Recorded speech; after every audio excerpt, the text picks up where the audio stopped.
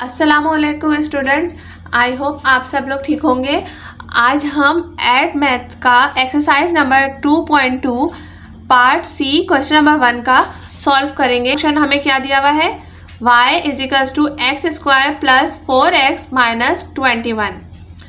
Part B और part A हम जिस तरह से सॉल्व कर चुके हैं, हम सेम एग्जैक्टली इसी तरह पार्ट सी भी सॉल्व करेंगे। सबसे पहले हमने जो भी क्वाड्रेटिक फंक्शन था वो हमने उतार लिया, ठीक है। फिर हमने इसको किस तरह सॉल्व किया, सबसे पहले हमने x की वैल्यू सपोज कर ली 0। तो जहाँ जहाँ इक्वेशन में जो ये क्वाड्रेटिक फंक्शन है इसमें x मौजूद है वहाँ वहाँ हम 0 सब्स्टिट्यूट करवा देंगे, ठीक है। तो y = x², उसकी जगह 0 आ गया, प्लस 4x, x की जगह 0 आ गया, -21। तो जब हमने x सब्स्टिट्यूट करवाया 0 तो हमारे पास एक वैल्यू आ गई y की -21, ठीक है।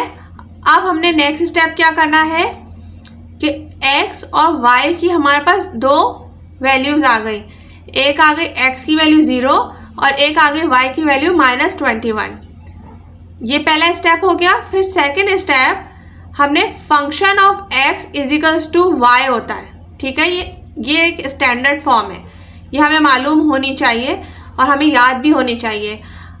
तो हमने जब y को 0 सपोज करना है, यानी कि फंक्शन ऑफ x को 0 सपोज करना है, तो हमने क्या करना है, ये है क्वाड्रेटिक फंक्शन क्या था हमारे पास, ये चीज़ थी, ठीक है। तो हमने उसको y से, सवाल में देखें y थी ना, क्वाड्रेटिक फंक्शन था y = ये पूरी चीज़, ठीक है। तो हमने इधर y को सपोज कर लिया 0, यानी कि फंक्शन ऑफ x को हमने सपोज कर लिया 0। तो अब क्या होगा, ये पूरी जो हमें इक्वेशन नज़र आ रही है, ठीक है, जिसको हम क्वाड्रेटिक फंक्शन कह रहे हैं क्योंकि अभी हम फंक्शंस का चैप्टर पढ़ रहे हैं, ठीक है। तो हमने 0 से इक्वेट करवा दिया। अब हमने 0 से इक्वेट करवाने के बाद नेक्स्ट स्टेप में क्या किया, सिंपली हमने इसको 4x को हमने मिडल टर्म ब्रेक यानी कि फैक्टराइज मेथड के ज़रिए सॉल्व किया, ठीक है। तो 7x - 3x को हमने इस तरह से ब्रेक कर लिया 4x को, ठीक है। तो हमारे पास x की दो वैल्यूज़ आ जाएंगी। ये सारा प्रोसीजर हमें छोटी क्लासेस में सिखा दिया जाता है। वैसे भी मैंने जो अपनी प्रीवियस वीडियोस बनाई हैं उनमें सारा आपको सिखाया है कि मिडल टर्म किस तरह से ब्रेक करनी है, वो आप देख सकते हैं। इस तरह से हमारे पास x की दो वैल्यूज़ आ गई, 3 आ गई एक और एक आ गई -7। अब इन दो वैल्यूज़ के ज़रिए हम अंदाज़ा लगाएंगे कि हमें ग्राफ में जो वैल्यूज़ हमने सब्स्टिट्यूट करवानी है, यानी कि ग्राफ के जो हमने पॉइंट्स निकालने हैं वो हम 3 और -7 तक जाएंगे x की वैल्यू को लेकर, ठीक है। ये जो वैल्यूज़ हैं ये हमें ये हेल्प करेंगी, ठीक है। अब हमने x की वैल्यू कहाँ तक लेके जानी है, 3 से शुरू करनी है, यानी कि पॉजिटिव में जो है वो 0 से 3 तक ले जानी है, और negative x axis, negative x axis में हमें कहाँ तक जाना है, -7 तक। अब हमने इसकी सारी, वैसे तो हमारे पास ये दो एक्सिस क्रॉसिंग पॉइंट्स आ गए, ठीक है। जिस पॉइंट से ग्राफ जो है वो कट कर रहा होगा एक्सिस को, यानी कि ये है y एक्सिस और ये है x एक्सिस, तो ग्राफ कहीं ना कहीं यूं करके कट कर रहा होगा, ठीक है। तो जिन जिन पॉइंट्स पे कट कर रहा है ना एक्सिस को, वो पॉइंट्स ये होंगे, ठीक है। हमारे पास 3 पॉइंट्स आ गए, 0 -21, किसकी वजह से आ रहा है, जब हमने x की वैल्यू क्या रखी थी, 0 रखी थी, ठीक है। एक पॉइंट हमारे पास ये आ गया था। इसी तरह हमारे पास ये वाला पॉइंट 3 और 0 और -7 और 0 कब आया था, जब हमने फंक्शन ऑफ x सपोज कर लिया था 0, ठीक है। ये आ गए थे हमारे पास एक्सिस क्रॉसिंग पॉइंट्स। लेकिन हमने जब ग्राफ ड्रॉ करना है तो हमें उसके लिए और भी पॉइंट्स की ज़रूरत होगी ताकि हमारा जो पैराबोला है वो सही से ड्रॉ हो सके। अब हमने x की वैल्यू रखना शुरू करनी है 1, वही क्वाड्रेटिक फंक्शन जो था उसमें रखनी है। ठीक है, जब हमने 1 रखी तो -16 आ गई। 2 रखी x की वैल्यू तो -9 आ गया। और हमें पता है कि हमने पीछे जो है निकाल लिया था कि हमने पॉजिटिव x एक्सिस में कहाँ तक जाना है, 3 तक जाना है। ठीक है, तो हमने जब 3 रखा x की वैल्यू को तो y की वैल्यू दोबारा से क्या आ गई, 0 आ गई। अब नेगेटिव x एक्सिस की बारी शुरू हो गई। -1 रखा x की वैल्यू को, -24 आ गई।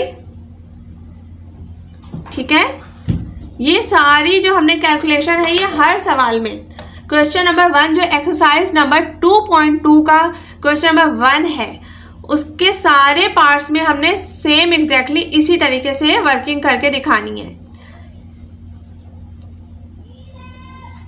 ठीक है, जब हम x की वैल्यू रखी -2 तो y की वैल्यू क्या आ गई, -25।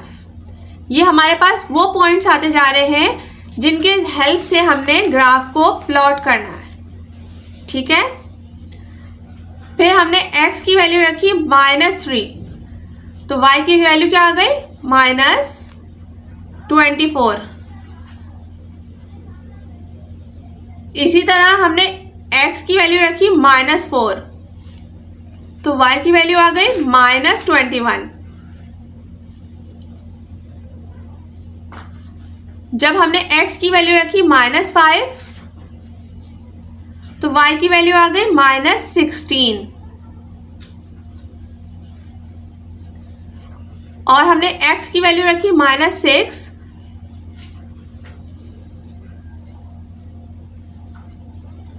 तो y की क्या वैल्यू आ गई,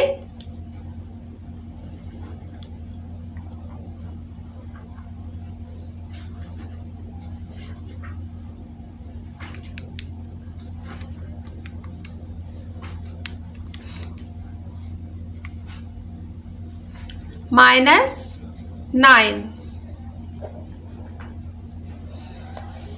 फिर हमने y की वैल्यू निकालने के लिए क्वाड्रेटिक फंक्शन में x की वैल्यू लास्ट वैल्यू क्या रखी, -7, क्योंकि हमारे पास -7 x की पीछे जब हमने y को सपोज किया था, फंक्शन ऑफ x को सपोज किया था 0 तो x की वैल्यू -7 तक आ रही थी। ठीक है, y = 0।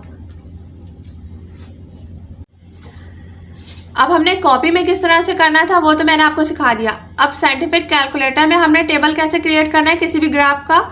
हमने सबसे पहले कैलकुलेटर को ऑन किया। ठीक है, हम मेन्यू में गए, मेन्यू आ गया।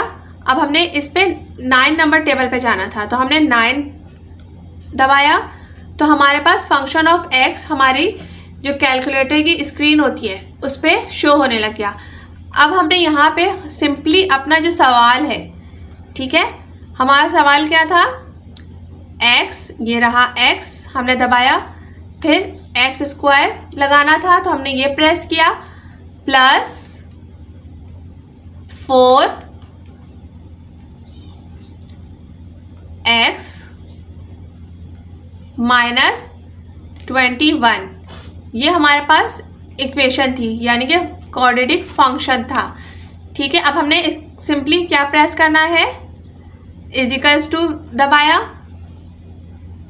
ठीक है, अब हमने g फंक्शन ऑफ x आ गया। अब हमने दोबारा से = प्रेस किया। अब यहाँ पे हमारे पास टेबल रेंज आ रही है। ठीक है, रेंज हमने कहाँ से लिखनी है, वही जो हमने सबसे पहले x और y की वैल्यूज निकाली थी। ठीक है, ये है हमारे पास रेंज। x की वैल्यू थी 3, से ये 3 से हमने स्टार्ट करना है और -7 तक जाना है। ठीक है, अब हमने स्टार्टिंग वैल्यूज, क्योंकि हमारे पास जो ग्राफ बनता है ठीक है, हम यहाँ नेगेटिव एक्स एक्सिस से शुरू करते हैं और पॉजिटिव एक्स एक्सिस पे ख़त्म करते हैं ग्राफ को। तो हमने यहाँ से रेंज शुरू करके यहाँ तक हमने जानी है। ठीक है, तो हमने -7 स्टार्टिंग वैल्यू लिखी और 3 हमने एंड वैल्यू लिखी। ठीक है, अब इसी तरह हमने कैलकुलेटर में स्टार्टिंग वैल्यू हमने डालनी है -7। ठीक है, -7 लिखने के बाद फिर हम इजिकल्स टू को प्रेस करेंगे तो नेक्स्ट एंड के ऊपर वैल्यू मांगना शुरू हो जाएगा। तो एंड की वैल्यू हमारी क्या थी 3, हमने 3 प्रेस कर दिया, फिर दोबारा से इजिकल्स टू दबाया ताकि हम नेक्स्ट स्टेप पे जा सकें। सही है, अब हमने स्टेप इजिकल्स टू यानी कि कॉलन लगा हुआ है और उसके साथ लिखा हुआ है 1। और इस 1 का क्या मतलब है कि हमने जो ग्राफ पे ब्लॉक्स कि कितना हमने गैप दे दे के एक नंबर के बाद दूसरे नंबर में हमने बीच में कितना गैप देना है। तो हमें अगर हमें यहाँ पे 0.5 देना है तो हम यहाँ पे 0.5 लिख देंगे, लेकिन हमारे लिए 1 सही है तो हमने 1 लिख देना है। ठीक है, यहाँ पे जो भी वैल्यूज़ हमने यहाँ पे हमने अपने हिसाब से 0.5 या 1 या 2.5 जितना भी हमने गैप देना है दो नंबरों के बीच में वो हमने लिख देना है। अब हमने इजिकल्स टू प्रेस करना है। ठीक है, तो हमारा जो पूरा का पूरा टेबल था जो हमने पूरी वर्किंग की कॉपी में वैल्यूज़ बार बार सब्स्टिट्यूट करते रहे और इस तरह से निकाल ली हमने वैल्यूज़। इसी तरह ये कैलकुलेटर की स्क्रीन पे हमारे पास सारी सेम वही वैल्यूज़ वो हमें पूरा एक टेबल क्रिएट करके दे देगा। तो इस तरह ये हमारा काम कैलकुलेटर के ज़रिए आसानी से हो जाएगा। ठीक है, फिर हमने इस पूरे को इन सारी वैल्यूज़ को हमने सिंपली कॉपी में एक टेबल